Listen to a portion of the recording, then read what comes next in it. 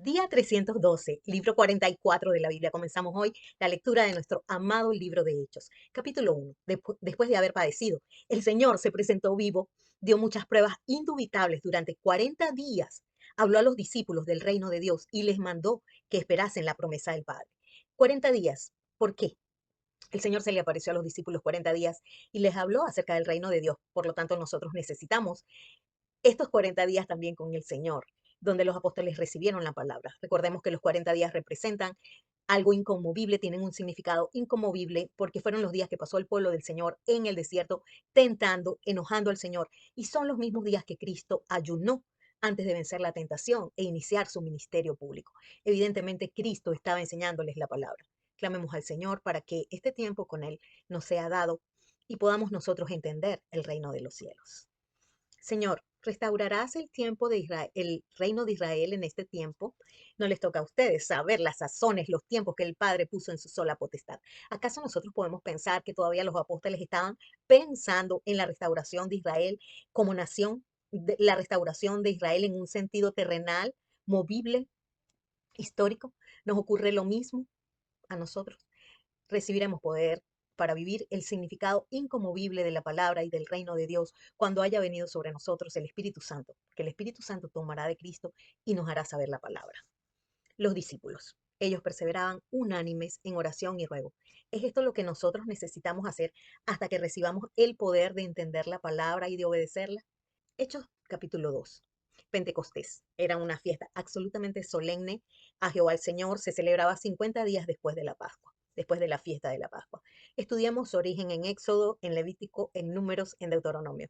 De todas estas citas quiero resaltar los siguientes elementos. Se debe ofrendar al Señor de la abundancia voluntaria de nuestra mano, según el Señor nos haya bendecido. Por lo tanto, es una fiesta para dar de la palabra, para compartir lo que hemos entendido. Debemos alegrarnos delante del Señor con nuestros hijos, con su pueblo y hasta con el extranjero que habita en medio de nosotros. El lugar escogido para hacer la fiesta es aquel que el Señor ha escogido para poner allí su nombre, la palabra de Cristo. Es una santa convocación, es un día para reposar de nuestras obras movibles y descansar en las obras inconmovibles de la palabra de Dios. La ofrenda que debemos ofrecer deberá ser sin defecto, por lo tanto debemos ofrendar y compartir la palabra de Dios. Lo único que tenemos perfecto es la palabra de Dios. Unánimes en la obediencia a la palabra. En el templo, partiendo el pan en las casas, comiendo juntos con alegría y sencillez de corazón, los discípulos perseveraban en la doctrina de los apóstoles. Veamos también el cumplimiento de la palabra. En los versos 2 al 4 dice, de repente vino del cielo un estruendo como de un viento recio que soplaba, el cual llenó toda la casa donde estaban sentados, y se les aparecieron lenguas repartidas como de fuego, asentándose sobre cada uno de ellos. Y fueron todos llenos del Espíritu Santo. Comenzaron a hablar en otras lenguas según el Espíritu les daba que hablasen. Sepa pues ciertísimamente toda la casa de Israel que a este Jesús a quien ustedes crucificaron, Dios le ha hecho Señor y Cristo.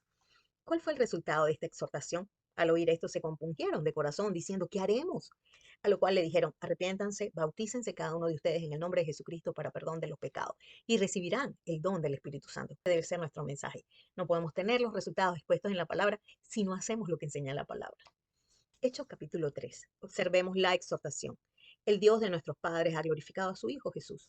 Ustedes lo entregaron, lo negaron delante de Pilato cuando éste había resuelto ponerle en libertad.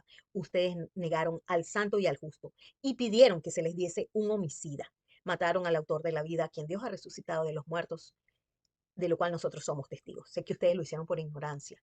Dios ha cumplido así lo que había antes anunciado por boca de todos sus profetas, que su Cristo había de padecer. Arrepiéntanse y conviértanse, para que sean borrados sus pecados, para que vengan de la presencia del Señor tiempos de refrigerio, y Él envía a Jesucristo, el cual el Padre envió para que los bendiga, a fin de que cada uno se convierta de su mal. Padre, danos refrigerio en ti, haznos reposar de nuestras obras para caminar en tu palabra.